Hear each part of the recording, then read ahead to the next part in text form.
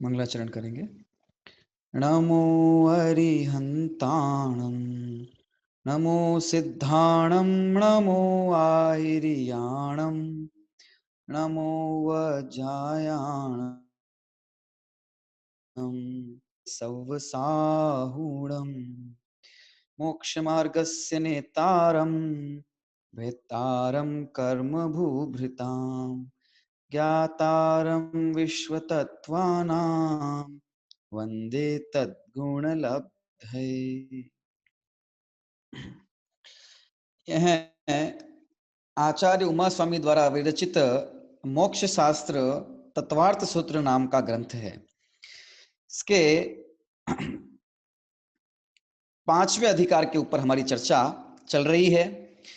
पूर्व के अधिकारों में हमने जीव तत्व की चर्चा की और अब यहाँ हम अजीव तत्व की चर्चा कर रहे हैं। इसमें 5 प्रकार के जो अजीव द्रव्य हैं और साथ में एक जीव द्रव्य पर्याय के स्वरूप को भी हम समझ रहे हैं।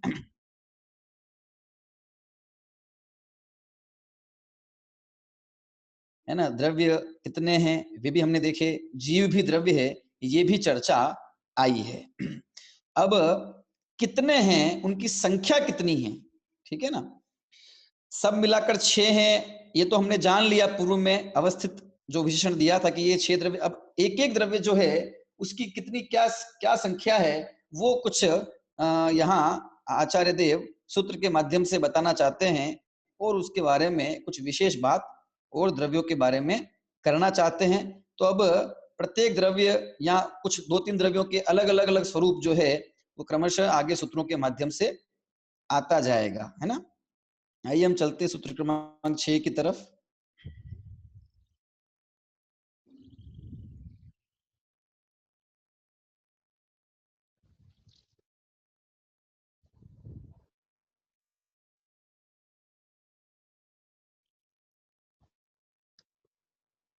देखिए सूत्र क्रमांक 6 हम पढ़ेंगे, है ना। पुद्गल द्रव्य रूपी है, यहां तक की चर्चा हमने की थी। आज हमें सूत्र क्रमांक 6 और 7 पर चर्चा करनी है। सूत्र पाठ करते हैं सभी। सूत्र नंबर 6 का, आ आकाशादेक द्रव्याणि, पुनः आ आकाशादेक द्रव्याणि, आ आकाशादेक द्रव्याणि। सूत्र विच्छेद करते हैं। देखिए, आ आकाशात, आकाशात प्लस एक डैश द्रव्याणि, आ आकाशात प्लस एक डैश द्रव्याणि।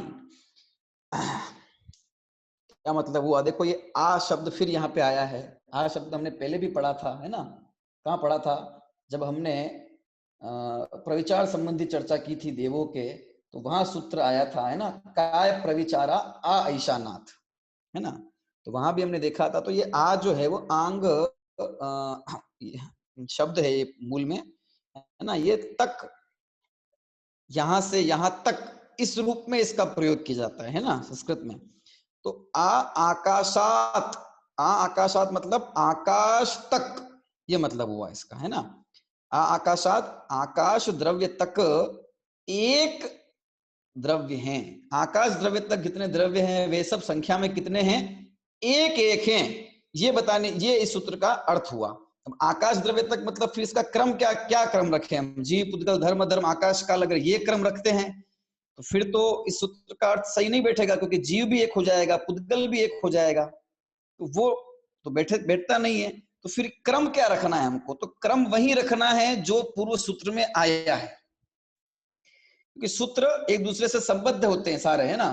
तो प्रथम सूत्र के अंदर जब इनके नाम दिया कि अजीव काया धर्मा धर्माकाश पुद्गलाह, तो यहां पर देखिए धर्म, अधर्म और आकाश, यहां तक आ आकाशात बोला ना, आ आकाशात, तो आकाश द्रव्य तक, यानी कि धर्म द्रव्य, अधर्म द्रव्य और आकाश द्रव्य, ये जो हैं ये संख्या में कितने होते हैं? एक द्रव्याणी, एक होते हैं, ठीक है। ये इसका अर्थ है। अर्थ देखते क्या है सूत्र? देखिए, आकाश तक एक एक द्रव्य है। संख्या की बात की, यानी कि धर्म द्रव्य एक है, अधर्म द्रव्य संख्या में एक ही है पूरे लोक में, और आकाश द्रव्य भी जो है वो एक ही होता है। ये इसकी संख्या का ज्ञान इन्हें कराया गया है। लेकिन इसके अलावा जो दूसरे 3 द्रव्य होते हैं, जीव, पुद्गल और काल, इनकी संख्या एक एक नहीं होती, इनकी संख्या अलग अलग होती है। देखेंगे हम सबकी संख्या। आकाश द्रव्य एक है। एक का मतलब क्या है कि पूरे लोक के अंदर जो धर्म द्रव्य है या अधर्म है या आकाश है, तो पूरे लोक में ये धर्म द्रव्य व्याप्त है, फैला हुआ है या विद्यमान है ना। और बहुत सारे धर्म द्रव्य हैं, ऐसा नहीं है, एक ही धर्म द्रव्य है, संख्या इसकी एक ही है। इसी तरह से अधर्म द्रव्य भी एक ही है, और इसी तरह से आकाश द्रव्य भी जो है वो पूरे लोक में एक है, और पूरे अलोक आकाश है ना, सर्वत्र आकाश सर्वत्र है, और उस आकाश के मध्य का आकाश का वो हिस्सा जहां पर आकाश के अलावा भी 5 द्रव्य पाए जाते हैं, उसी को हम लोकाकाश कहते हैं, उसी को लोक कहते हैं, है ना। तो आकाश के 2 भेद हैं, 2 नहीं आकाश, दो आकाश आते हैं, तो इसे आकाश सहित चल रहे हैं, तो जहां पर आकाश है वो आकाश, ऐसे 2 भेद जाते हैं, लेकिन 2 आकाश नहीं, आकाश तो एक ही है। आकाश एक इसी प्रकार से धर्म और अधर्म भी एक ही है। पहले है तो उससे हमको ये सब द्रव्य है, तो दोबारा द्रव्य नहीं, क्योंकि सूत्र संक्षिप्त होते हैं और एक बात को 2 बार नहीं लिखते हैं, है ना। तो फिर देखिए, तो हमने समझ लिया है ना, धर्म, अधर्म और आकाश संख्या में एक एक है। द्रव्याणी से कहकर यहाँ पर ये कहना चाहते हैं कि द्रव्य की अपेक्षा, है ना, ये जो एक एक पना कहा है, प्रत्येक पदार्थ के अपने स्वचतुष्टय कहे गए हैं, है ना। हर पदार्थ के अपने, अनंत भगवान के जो अनंत चतुष्टय हैं, अनंत सिद्धों के, वो अलग बात है ना, लेकिन हर पदार्थ के भी अपने स्वचतुष्टय हैं, है ना। तो क्या है वो स्वचतुष्टय? स्वक्षेत्र, स्वद्रव्य, स्वक्षेत्र, स्वकाल और स्वभाव। तो द्रव्य, क्षेत्र, काल और भाव, यहाँ द्रव्य की अपेक्षा, उनकी संख्या की अपेक्षा कि भाई धर्म द्रव्य एक ही है, 2 नहीं है, अधर्म एक ही है, 2 नहीं है, आकाश एक ही है, 2 नहीं, है ना, इसकी अपेक्षा एक जानना चाहिए, एक पना जानना चाहिए। लेकिन क्षेत्र की अपेक्षा अगर हम बात करेंगे तो धर्म द्रव्य एक प्रदेश वाला ही है, या अधर्म द्रव्य एक प्रदेश वाला ही है ना, या आकाश द्रव्य एक प्रदेश वाला ही है, तो यहां इसमें एक पना नहीं बैठता है। इसी तरह काल की अपेक्षा बात करें तो भूत, भविष्य और वर्तमान अनेक कालों में प्रति समय समयवर्ती इनमें परिणमन हो ही रहा है, तो उस अनेक पर्यायों को प्राप्त हो जाते हैं, है ना, अनेक कालों को, अनेक समयों को ये प्राप्त होते हैं, इसलिए वो एक रूपता वहां भी नहीं होती है ना। और भाव की अपेक्षा बात करें तो इनकी जो भाव, इनमें होने वाली जो पर्याय हैं, वो भी क्या है, वो भी अनंत होती है, ठीक है। और इनके जो गुण हैं वे भी क्या है कि अनंत हैं, तो इसलिए उन भाव की अपेक्षा भी देखेंगे तो इनमें एक पना, एक नहीं, एक ही गुण है, एक ही पर्याय है, ऐसा नहीं है ना, एक ही कालवर्ती परिणमन है इनका, ऐसा नहीं है, ठीक है।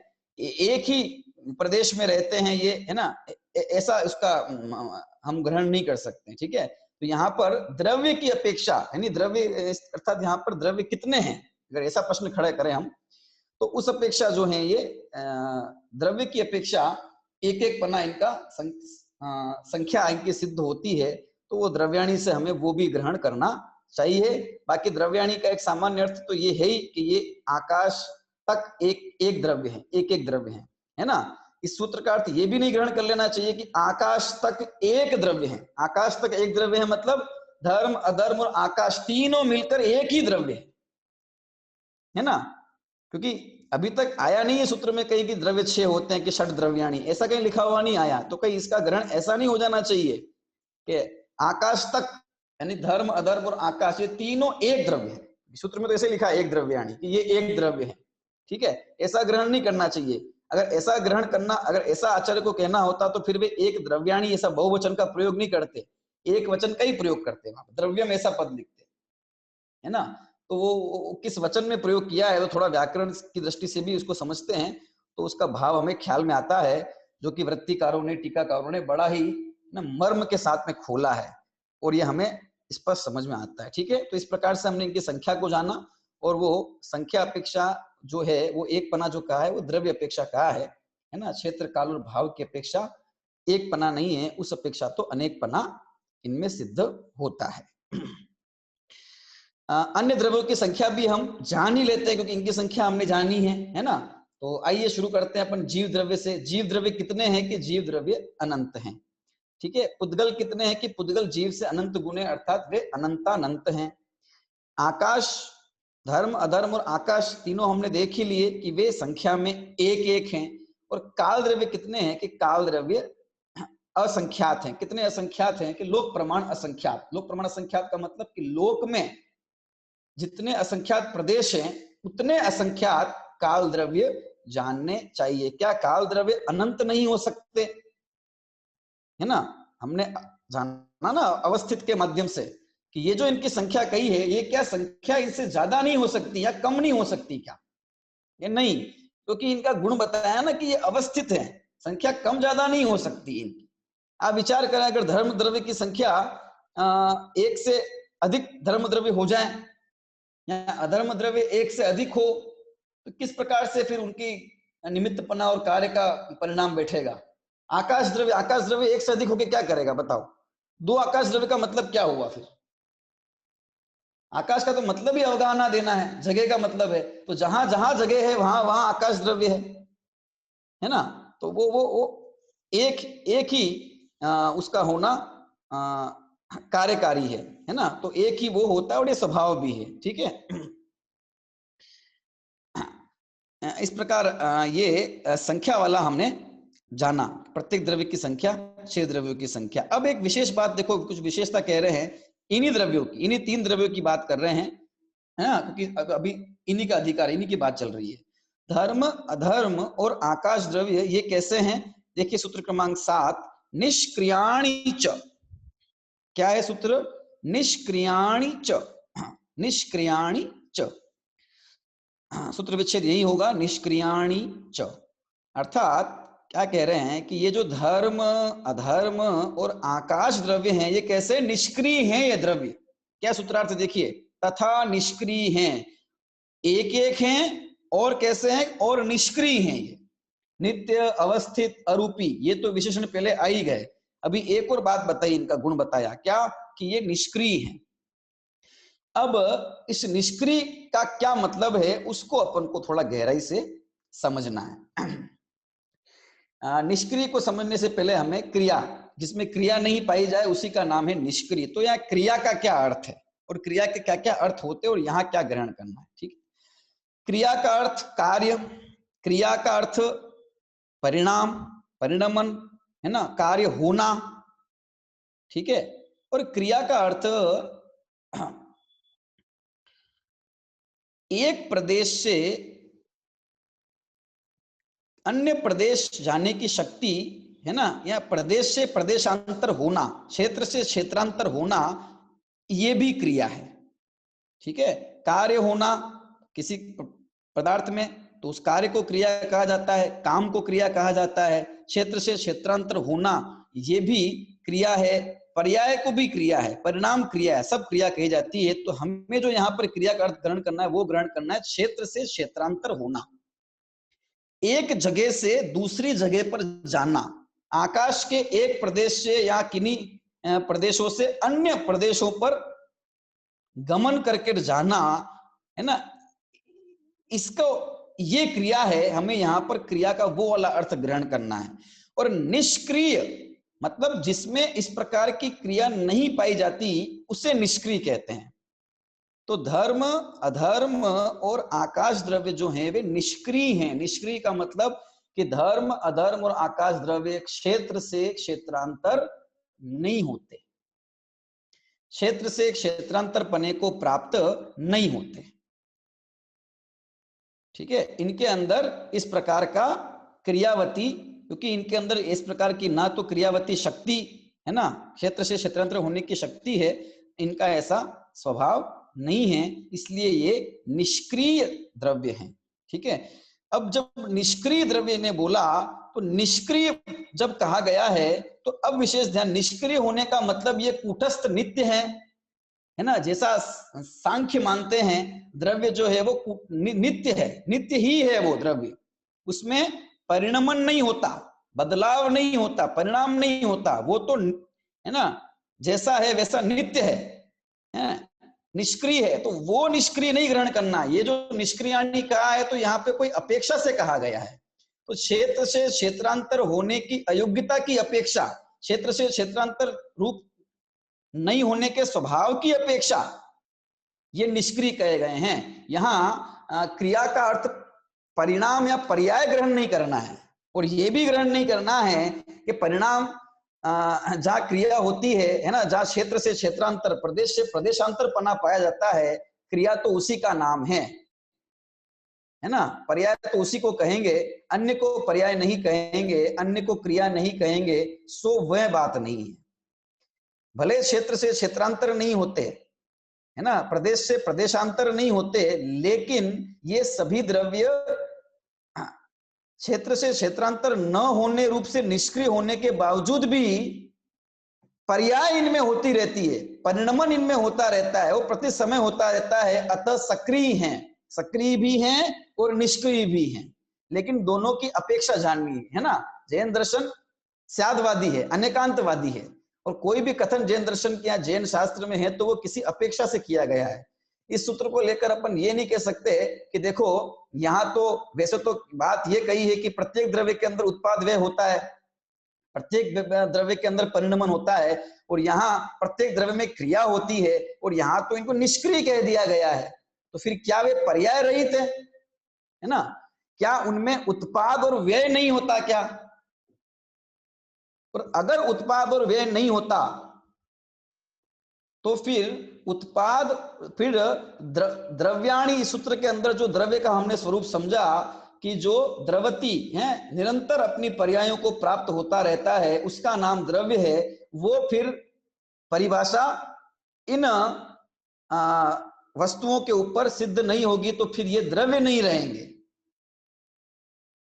अगर इनमें पर्याय रूप परिणमन, पर्याय रूप क्रिया भी नहीं होगी तो फिर ये द्रव्य ही नहीं रहेंगे। द्रव्य, इनके द्रव्य होने पर ही प्रश्न चिन्ह खड़ा हो जाएगा, क्योंकि द्रव्य जो है वो सदा ही पर्यायों की अपेक्षा सक्रिय होता ही है। इसलिए निष्क्रिय जो कहा है तो निष्क्रिय में अपेक्षा हमको जाननी है। निष्क्रिय क्षेत्र से क्षेत्रांतर नहीं होते हैं, इसलिए इनको निष्क्रिय कहा है। एक दूसरा अर्थ ये भी है कि इनके प्रदेशों के अंदर परिस्पंदन जैसा आत्म प्रदेशों का होता है, कंपन इत्यादि, वो भी नहीं होता है ना। इस प्रकार से भी ये निष्क्रिय हैं। पर यहाँ पर जो मुख्य अर्थ ग्रहण करना है वो क्षेत्र से क्षेत्रांतर वाला हमको ग्रहण करना है। ठीक है, कि क्षेत्र से क्षेत्रांतर नहीं होते इसलिए ये निष्क्रिय है। जब ऐसा नहीं होता तो क्या इनमें उत्पाद और व्यय होते हैं? ठीक है, क्योंकि तो उत्पाद और व्यय होते हैं, फिर हम ये कैसे पहचाने? जीव के अंदर उत्पाद व्यय समझ में आता है, पुद्गल का भी उत्पाद व्यय प्रत्यक्ष देखते हैं तो वो समझ में आ जाता है। काल का भी हमको समझ में आता है, क्योंकि काल प्रति समय बीत रहा है, तो समझ में आता है कि हाँ भाई जो बीत गया और जो अभी है वो दो अलग अलग चीजें हैं, है ना। लेकिन ये इनका धर्म का, अधर्म का और आकाश का, इनका जो सक्रियपना है पर्याय की अपेक्षा, है ना, वो परिणमन को हम किस प्रकार से समझें? ये है। अगर हम इनको सर्वथा कूटस्थ भी कह दे तो क्या दिक्कत है? अगर धर्म द्रव्य को हम ये कह दे कि भाई ये इसमें परिणाम कुछ भी परिवर्तन नहीं होता और कुछ परिणमन नहीं होता, ये तो कूटस्थ है, नित्य है, जैसा सांख्य बताते हैं वैसा, तो क्या दिक्कत है? आकाश को बोल देते ना ऐसा कि वो तो सर्वथा नित्य है, क्योंकि आकाश कुछ बदलने वाला है नहीं, है ना, वो तो जैसा है वैसा ही रहने वाला है। धर्म कुछ बदलने वाला है नहीं। कौन सी पर्याय बदलती हुई दिखती है हमको धर्म की? कोई समझ में आती है? अधर्म द्रव्य की कुछ पर्याय बदलती हुई समझ में आती है कि नहीं समझ में आती है? जैसे पुद्गलों की समझ में आती है ना, जीव की समझ में आती है। हम स्वयं जीव हैं, अपने आत्मा में होने वाले अनेक प्रकार के शुभाशुभ भावों को वेदन करते हुए समझते हैं, ज्ञानादि परिणामों को समझते हैं। कम ज्यादा होते हुए तो ख्याल में आता है कि हाँ कम ज्यादापना हो रहा है, क्रोध आ रहा है, हास्य आ रहा है ना, नौकषाय का उदय आ रहा है, जो भी आ रहा है। पुद्गल में तो देखते ही है सब, जो भी सब क्रिया हो रही है वो सब परिणाम ही हुए उसके। ऐसा धर्म अधर्म और आकाश में, है ना, उत्पाद और व्यय, है ना, इनकी शून्यता प्रतिभाषित होती है। तो क्या ये उत्पाद व्यय से शून्य है? अगर ये उत्पाद निष्क्रिय है ना, अगर वे उत्पाद व्यय से शून्य है तो फिर वे द्रव्य ही नहीं है।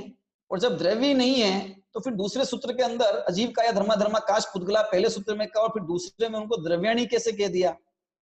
है ना, क्योंकि आपके आपके मत में, जैन मत में तो उत्पाद व्यय से निरपेक्ष कोई उत्पाद व्यय के बिना कोई द्रव्य हो नहीं सकता। द्रव्य में तो उत्पाद व्यय और द्रव्यपना होता ही होता है। तो यहां इस बात को समझना है कि धर्म, अधर्म और आकाश यद्यपि, है ना, क्षेत्र से क्षेत्रांतर होने रूप योग्यता इनमें नहीं है, इनका स्वभाव नहीं है, इसलिए क्षेत्र से क्षेत्रांतर ये नहीं होते हैं, है ना। इस रूप उनमें क्रिया या पर्याय या परिणमन नहीं पाया जाता है, लेकिन अथवा बदल कर कुछ और हो जाने रूप, है ना, जो हमें प्रत्यक्ष ख्याल में आए, इस प्रकार का बदलाव इनमें नहीं देखा जाता, नहीं पाया जाता। उसके बावजूद भी प्रति समय उनमें वैसा ही परिणमन है जैसा परिणमन अन्य द्रव्यों में होता है, प्रति समय वे उसी प्रकार से परिणमित होते हैं। तो इनका परिणमन होता है, इसको अपन कैसे पहचाने, कैसे जाने कि इनका परिणाम हो रहा है, क्योंकि दिखते तो है नहीं, धर्म द्रव्य नहीं दिखता, अधर्म भी नहीं दिखता, आकाश भी नहीं दिखता, दिखता तो जीव भी नहीं है, पर जीव हम खुद हैं तो उसको, उसके पर्यायों को महसूस कर पाते हैं, और पुद्गल तो दिखता ही है, काल का हम अनुमान लगा सकते हैं, लेकिन इनको हम अनुमान से कैसे जाने, इनको परोक्ष रूप से जाने कैसे, इनके पर्यायों को किस प्रकार से। देखिए, तो दो प्रकार से इस बात को हम समझेंगे, इनकी पर्यायों को या इनकी क्रिया को। निष्क्रिय है तो हमने समझ ही लिया, है ना, पर क्रियाशील किस अपेक्षा है वो अपन को थोड़ा देखना है। देखिए, वैसे तो प्रत्येक द्रव्य के अंदर, है ना, आगम प्रमाण से बात सिद्ध है, आगम में वर्णन मिलता है कि षड्गुणी हानि वृद्धि प्रति समय होती रहती है। षड्गुणी हानि वृद्धि का मतलब है षट स्थान पतित हानि और वृद्धि, इस रूप से परिणमन, इस रूप से पर्याय, है ना, प्रत्येक द्रव्य की स्वभाव से ही होती है, अपने स्वभाव से ही स्वतः प्रत्येक द्रव्य के अंदर षड्गुणी हानि वृद्धि होती रहती है।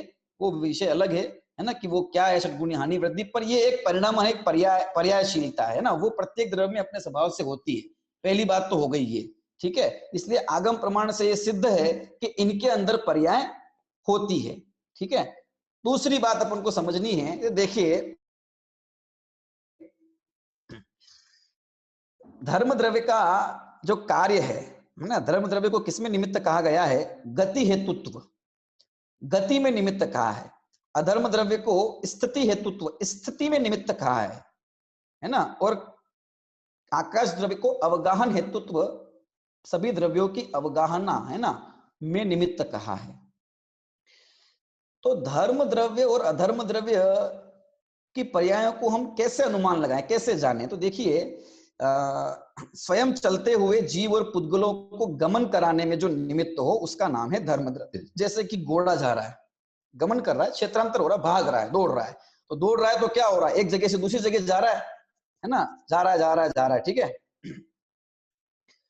अब वो जो घोड़ा क्षेत्र से क्षेत्रांतर हो रहा है, मतलब उसमें गमन हो रहा है, गति हो रही है, क्षेत्र से क्षेत्रांतर, एक प्रदेश से दूसरे पे, दूसरे से तीसरे, ऐसे आकाश के कुछ प्रदेशों से अन्य प्रदेशों से, अन्य प्रदेशों से और अन्य प्रदेशों पे वो गति कर रहा है, जा रहा है, ठीक है। अब वो जो जा रहा है, अब प्रति समय उसका गमन हो रहा है, हर समय उसका गमन, अब हर समय उसके होने वाले उस गमन में निमित्त कौन है, हर समय जो उसका गमन हो रहा है उसमें निमित्त कौन है, कि तो जो गति में निमित्त है वो तो धर्म द्रव्य है, कि वो ठीक है, वो धर्म द्रव्य है। अब प्रश्न खड़ा होता है, अगर वो धर्म द्रव्य कूटस्थ है, नित्य है ना, बदलता नहीं है, एक ही है, तो फिर वो प्रति समय उसकी जो गति बदल रही है, प्रति समय उसकी जो गति गमन हो रहा है, जो हर समय चेंज हो के, है ना, कभी किसी समय गति कम भी है, कभी ज्यादा भी है, तक कम ज्यादा नहीं, एक समान भी है बहुत समय तक, है ना। तो वो प्रति समय जो उसका गमन हो रहा है, तो इस समय वाले में धर्म द्रव्य, अगले समय वाले में कौन निमित्त है, कि उसमें भी धर्म द्रव्य, फिर अगले समय वाले में कि धर्म द्रव्य। तो ऐसे अनंत समयों में जो उसका गमन हो रहा है ना, मान लो वो आधे घंटे तक दौड़ा, तो आधे घंटे में समय तो अनंत हो गए, तो उन अनंत समयों तक जो उसका गमन हो रहा है, तो प्रत्येक समय जो उसका गमन हुआ उस सबके अंदर कौन निमित्त है, कि उस सबके अंदर धर्म द्रव्य निमित्त है। तो फिर ये धर्म द्रव्य प्रत्येक समय में उसका निमित्त पना है, हर समय में वो निमित्त है, इसका मतलब वो पर्यायशील है, परिणमनशील है, उसकी भी पर्याय होती है भी। तो अगर वो पर्याय नहीं होना, मतलब एक समय से अगले समय में नहीं जाना, इसी का नाम है पर्याय नहीं होना। अगर एक समय से अगले समय में वो द्रव्य चला जाता है, इसका मतलब वो पर्यायों को प्राप्त हो रहा है। अरे पर्याय चीज ही वो है जो समय, एक समय से दूसरे समय में चले जाना द्रव्य का, वही पर्याय है। तो हर समय उसके गमन में वो निमित्तपना उसका है ना।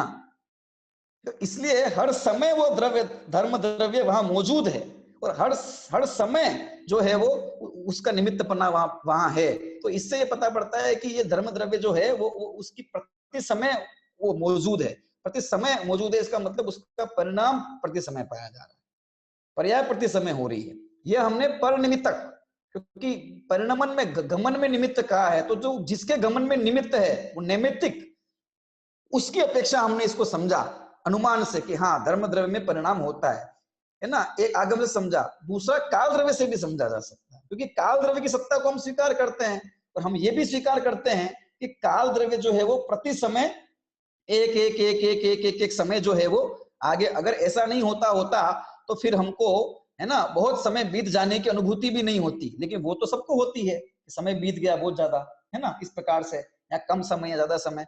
तो वो है, और वो प्रति समय है। तो जब प्रति समय एक एक एक एक एक, एक, एक समय है ना होता जा रहा है, तो उस समय में धर्म द्रव्य मौजूद है ना। अगर उसको नित्य कहोगे कि वो नहीं है ना, तो वो उसके नष्ट होने का प्रसंग आएगा। वो जो नित्य है वो नष्ट कैसे हो सकता है? और अगर वो है तो हर समय है कि नहीं है, कि हर समय है। अगर वो हर समय ही है तो फिर वो पर्याय पन्ने को प्राप्त कैसे नहीं हुआ? क्योंकि द्रव्य का एक समय पुराना हो जाना वही पर्याय है ना, इसलिए धर्म की पर्याय है। ठीक है, उसी घोड़े, वही घोड़ा अब स्थिर हो गया, गमन करती हुई, स्वयं ठहरती हुई वस्तुओं को ठहराने में जो निमित्त हो वो अधर्म द्रव्य है, वो ठहर गया वहां पर। ठीक है, वो ठहर गया। अब उसके ठहरने में निमित्त भूत क्या है? क्या धर्म द्रव्य। गमनशील वस्तुओं के ठहरने में निमित्त भूत कौन है? क्या धर्म द्रव्य। कि अब वो कब तक ठहरा है? क्या 2 घंटे तक बैठा हुआ है, एक स्थान से स्थानांतर नहीं हुआ है। ठीक है, तो प्रति समय एक एक एक एक, एक, एक समय उसकी स्थिति में निमित्तपना किसका बैठता है? क्या धर्म द्रव्य का बैठता है। तो इसी जैसे धर्म द्रव्य के पर्याय है सक्रियता सिद्ध हुई, उसी तरह से ये अधर्म द्रव्य की भी सक्रियता सिद्ध हो गई। और वो है ना, हर समय वो मौजूद है, हर समय वो आकाश के किसी न किसी प्रदेशों में, उसने कोई प्रदेश घेरा हुआ है, कोई जगह घेरी हुई है हर समय।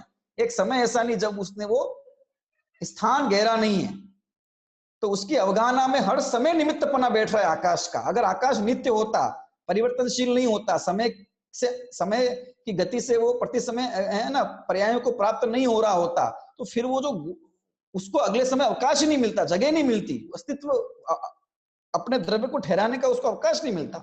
उस अश्व का वो जीव और पुद्गल जो है वो वहां होते नहीं, लेकिन है हर समय। तो वो है, ये उसका कार्य है। और उसका निमित्तपना आरोप किस पे आता है? आकाश द्रव्य के ऊपर। तो आकाश द्रव्य भी जो है वो प्रति समय है, प्रति समय आकाश द्रव्य है ना, प्रति समय हर एक समय में है। ये तो पर्याय है उसकी, ये सिद्ध हो गया। और वही आकाश द्रव्य हर एक में है, आकाश द्रव्य थोड़ी चेंज हो गया, आकाश द्रव्य तो एक ही है ना, तो संख्या पढ़ी हमने, वो एक ही है ना। तो इससे ये हो गया कि वो है ना निष्क्रिय होते हुए भी सक्रिय है, निष्क्रिय होते हुए भी सक्रिय है। ठीक है, द्रव्य अपेक्षा तो प्रत्येक द्रव्य है ना, उसके द्रव्य स्वभाव की अपेक्षा देखो तो अपना उसका द्रव्य स्वभाव कभी छूटता नहीं है ना। इस अपेक्षा तो वे सक्रिय निष्क्रिय सारे ही द्रव्य है। ठीक है ना, और यहाँ जो क्षेत्र से क्षेत्रांतर की अपेक्षा बात की है, तो उस अपेक्षा जो है धर्म अधर्म और आकाश द्रव्य जो है वे निष्क्रिय होते हैं, लेकिन उनमें सक्रियपना, उनमें पर्यायपना किस प्रकार से सिद्ध हो जाता है ना, वो बात हमने अभी हमने यहाँ पर समझी है कि इस प्रकार से उसमें पर्यायपना जो है वो प्राप्त होता है धर्म अधर्म और आकाश द्रव्य के अंदर। ठीक है, ये हम उसको अनुमान से अपनी जान सकते हैं। अब आप मुझे केवली भगवान कैसे जानते होंगे? ठीक है, तो केवली भगवान वे भी तो अमूर्तिक है। केवली भगवान धर्म द्रव्य को देखते तो नहीं होंगे ना, वे अधर्म को और आकाश को देखते तो नहीं, वे भी तो जानते हैं उनको। तो क्या वे अनुमान से जानते हैं कि नहीं? अनुमान तो परोक्ष ज्ञान है, ये तो प्रत्यक्षदर्शी है ना। तो उन्हें उनकी स्थिति का ज्ञान है। ठीक है, केवल ज्ञानी को जो ज्ञान है वो अतीन्द्रिय है, हमको जो ज्ञान है वो है ना इंद्रिय तो नहीं है वो, लेकिन इंद्रिय की अपेक्षा लेकर होता है, इंद्रिय के निमित्त पने से होने वाला ज्ञान है, अस्पष्ट है, छायोपशमिक है। तो केवली प्रत्यक्ष अपने ज्ञान अनुसार जानते हैं, और हम उसको इस प्रकार से अश्वाधिक की गति स्थिति आदि के माध्यम से एक अश्व का उदाहरण दिया, तो किसी भी जीव पुद्गल का उदाहरण लिया जा सकता है, क्योंकि जीव और पुद्गल के अंदर क्रियावती शक्ति मतलब एक क्षेत्र से अन्य क्षेत्र में गमन करने की शक्ति पाई जाती है, उससे अपन इसके उनको समझ सकते हैं। तो फिर एक ये प्रश्न भी खड़ा होता है कि भाई आकाश, धर्म अधर्म और आकाश यही निष्क्रिय है क्या, है ना? क्या काल द्रव्य सक्रिय है? फिर काल द्रव्य के अंदर क्षेत्र से क्षेत्रांतरपना पाया जाता है ना? वो भी तो अवस्थित है। कालाणु एक एक पर एक और वे हिलते नहीं है, जहां है वहीं रहते हैं। ठीक है, देखिए काल द्रव्य भी निष्क्रिय है, लेकिन अभी काल द्रव्य की चर्चा नहीं है। यहाँ अधिकार सूत्रों के माध्यम से कहीं काल की बात नहीं की, इसलिए यहाँ जो ग्रहण करना है हमें धर्म अधर्म और आकाश, इनको ही ग्रहण करना है। काल को, यद्यपि काल भी निष्क्रिय है, पर यहाँ काल का ग्रहण नहीं है। काल की चर्चा जब आगे आएगी सूत्र में तो वहां करेंगे, लेकिन ज्ञान के लिए हम ये जान लेते हैं कि जो काल है वो भी क्या है, निष्क्रिय है। ठीक है ना, वो भी सक्रिय नहीं है। रही बात इनकी संख्या की, है ना, अगर ये निष्क्रिय नहीं हो, धर्म निष्क्रिय नहीं हो, है ना, अधर्म निष्क्रिय नहीं हो और आकाश निष्क्रिय नहीं हो, तो क्या होगा? विचार कीजिए आप।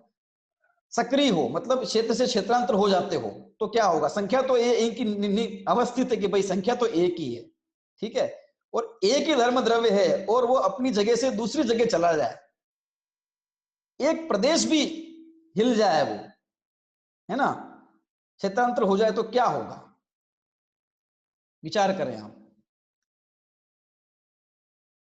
अगर धर्म द्रव्य क्षेत्र से क्षेत्रांतर हो जाए तो फिर वो लोक से बाहर जाने का प्रसंग आ जाएगा उसके, वो तो लोक से बाहर चला गया, धर्म द्रव्य अधर्म द्रव्य, है ना। और ऐसा तो हो नहीं सकता, क्योंकि धर्म अधर्म आदि द्रव्य की सत्ता जहां तक है उसी का नाम जो है वो लोक है ना। और अन्य जो द्रव्य है फिर उनमें जो क्रियाशीलता है फिर उसका वहां पे फिर अभाव होने का प्रसंग आ जाएगा कि अगर ये हिल जावे तो एक स्थान से दूसरे स्थान पर चला जाए तो, ठीक है। इसलिए अवस्था एक संख्या इनकी एक है और ये निश्चित रूप से नित्य रूप से रहने ही वाले हैं, हिलने वाले डुलने वाले नहीं हैं।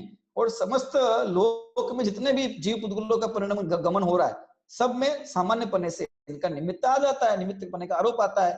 तो निमित्त पने का आरोप आता है उसका मतलब सीधा सा ये है कि ये उसके प्रेरक नहीं है, उसे प्रेरित नहीं करते हैं गमन करने के लिए। वो गमन तो अपनी योग्यता से कर रहा है ना, अप्रेरक निमित्त कहा है इनको, ठीक है। तो इसलिए भी इनको इनकी संख्या जो आकाश द्रव्य आकाश द्रव्य, अब आकाश द्रव्य एक से अधिक कैसे हो सकता है? विचार करें, इनकी संख्या तो आकाश की एक ही उचित बैठती है ना, एक से अधिक संख्या होना उचित नहीं बैठता, क्योंकि आकाश द्रव्य का काम जगह देना, तो जगह जहां जहां तक स्थान है वहां वहां तक एक आकाश द्रव्य है, उसमें क्या। हाँ, उसके प्रदेश अनंत है, प्रदेशों की बात नहीं है, बात तो एक द्रव्य की हो रही है। यहाँ पर भी द्रव्य की संख्या हमने देख लिया द्रव्याणी पद से कि द्रव्य की अपेक्षा बात, प्रदेश की अपेक्षा बात नहीं कर रहे, हम द्रव्य की अपेक्षा बात कर रहे हैं। तो इस प्रकार लोक की जो व्यवस्था है उस लोक की व्यवस्था को जानकर इस प्रकार का निर्णय करना चाहिए कि एक एक सूत्र यहाँ पर जो लिखा हुआ है वो बिल्कुल तर्क संगत है, बिल्कुल सही है। और जब हम थोड़ा उसको न्याय की शैली में थोड़ा अपने तर्क के आधार पर विचार करते हैं तो फिर वो आगम की एक एक बात जो होती है वो सत्य ही प्रतिभाषित होती है। और विचार है ना किया जा सकता है, ये विचार किया जा सकता है भाई एक ही क्यों है, एक से अधिक क्यों नहीं है, निष्क्रिय ही क्यों है, सक्रिय क्यों नहीं है। क्षेत्र से क्षेत्रांतर अगर धर्म द्रव्य हो जाए तो क्या क्या दिक्कत है, अधर्म द्रव्य हो जाए तो क्या, आकाश द्रव्य क्षेत्र से क्षेत्रांतर हो जाता है, संभव है ये चीज, कभी हो सकता है कि आकाश द्रव्य क्षेत्र से क्षेत्रांतर हो जाए। और आकाश द्रव्य जब एक जगह से दूसरी जगह चला गया तो वो जो जगह उसने छोड़ी है उसका क्या हुआ, वहां कुछ स्पेस जगह है कि नहीं, कि है तो फिर वही आकाश है ना। तो कभी आकाश द्रव्य कभी हो सकता है सक्रिय हो सकता है, उसमें क्षेत्र से क्षेत्रांतरपना क्या कभी आ सकता है, कभी नहीं आ सकता, इसीलिए वो निष्क्रिय है, इसलिए वो निष्क्रिय है ना। तो इस प्रकार से एक एक सूत्र को अपन समझ सकते हैं, गहराई से उसके भाव को समझ सकते हैं। जब यहाँ पर आकाश धर्म अधर्म और आकाश को निष्क्रिय कह दिया तो फिर ऊपर जीव और पुद्गल द्रव्य के भी नाम आए हैं, तो वे जीव और पुद्गल सक्रिय हैं, ये बात स्वतः ही सिद्ध हो जाती है। तो किस अपेक्षा की, यहां जिस अपेक्षा निष्क्रिय कहा है वहां उसी अपेक्षा को लेकर सक्रिय समझना चाहिए। क्षेत्र से क्षेत्रांतर होने की योग्यता नहीं है धर्म अधर्म आकाश में, उनका स्वभाव नहीं है, वे नहीं होते, पर जीव और पुद्गल हैं वे सक्रिय हैं, अर्थात वे क्षेत्र से क्षेत्रांतर, आकाश के एक प्रदेश से दूसरे प्रदेश पर, है ना, प्रदेशों से अन्य प्रदेशों पर गमन करने की उनकी शक्ति है। उनका इस प्रकार का स्वभाव है कि वे गमन करते हैं, लेकिन वो उनकी पर्याय है, प्रति समय नहीं करते, उचित कारणों के मिलने पर, है ना, स्वयं अपनी योग्यता से गमन करते हैं। ठीक है, तो वो स्वयं अपनी योग्यता से गमन करते हैं, तब बाह्य कारण उसमें निमित्त कहे जाते हैं। ठीक है, लेकिन उनमें ऐसी योग्यता है। योग्यता होने का मतलब ये नहीं है कि वो प्रति समय इस प्रकार का काम होता ही रहेगा, है ना, ये बात है। ठीक है, क्योंकि जब जीव सिद्ध गति में चला गया, सिद्ध परमेष्टि बन गए, अब सिद्ध परमेष्टि में तो कोई वहां पे, है ना, कोई भी हलन चलन नहीं है, कुछ भी नहीं है। जैसे धर्म अधर्म आकाश जैसे निष्क्रिय है, वैसे वे भी वहां पर एक ही उन्हीं प्रदेशों में रहते हैं, हिलते नहीं है। जिन प्रदेशों में अवस्थित हो गए रहिए अनंत अनंत काल यथा तथा शिव पर, जैसे बन गए वैसे के वैसे वही रहते हैं, उसी उन्हीं प्रदेशों में स्थिर स्थित रहते हैं, है ना। प्रदेशों का कंपन तो भी खत्म हो जाता है 14 गुण स्थान के अंदर, पर प्रदेशांतर भी नहीं होते, वहीं के वहीं बने रहते हैं। ठीक है, फिर भी वे सक्रिय हैं धर्म अधर्म, क्योंकि उनमें, है ना, योग्यता जो है वो जीव द्रव्य में, ऐसी सब जीव द्रव्य में है, लेकिन वहां वैसा फिर परिणाम या कार्य ऐसा होता नहीं है ना, ऐसे कैसे। लेकिन हम और आप सामान्य जो संसार में जीव है, उनका तो गमनागमन देखा जाता है ना, गमन भी है और गमनागमन भी है, एक क्षेत्र से दूसरे, अपने घर में ऊपर से नीचे आए, नीचे से ऊपर गए, घर से स्कूल गए, स्कूल से मंदिर गए, मंदिर से कहीं भी गए आए, घर पे, सब जो है हो अपनी योग्यता से रहा है, वो निमित्त गमन का इसमें। तो ये इस प्रकार का गमनागमन जो है ना, ये जीव और पुद्गल, इन दो, और पुद्गलों का भी हम जानते हैं, है ना, देखते ही है भाई, ट्रेन में बैठ के उदयपुर से और जयपुर चले गए, या बॉम्बे से कलकत्ता चले गए, तो ट्रेन भी गई ना साथ में और हम भी गए साथ में। ठीक है, तो दोनों में इस प्रकार की शक्ति है गमन करने की, ना, क्षेत्र से क्षेत्रांतर होने की। तो इस प्रकार का सक्रियपना, निष्क्रिय सूत्र से हमने समझ लिया कि ये निष्क्रिय है, तो फिर वो जो है वो सक्रिय है। ठीक है, इस प्रकार ये आज चर्चा हमने इन दो सूत्रों पर की है, इनकी संख्या को जाना और 6 द्रव्यों की संख्या को भी जाना, और साथ में निष्क्रिय हैं तो किस प्रकार से ये निष्क्रिय हैं और क्यों ये निष्क्रिय हैं, है ना, इसको जाना, और कुछ चर्चा हमने इनकी पर्याय कैसे होती है इसको भी जानने का प्रयास किया है। और अधिक इस पर विचार किया जा सकता है, चिंतन किया जा सकता है, और इस बात को गहराई से समझकर इस पर श्रद्धा करें, आगम की बात है ना। तो अभी चर्चा पूर्ण होती है, अब शेष सूत्रों की चर्चा जो है ना, वो हम आगामी कक्षा में करेंगे। अभी का विषय यही पूर्ण करते हैं। कोई प्रश्न, कोई शंका हो तो अगला आप क्लास ज्वाइन करें।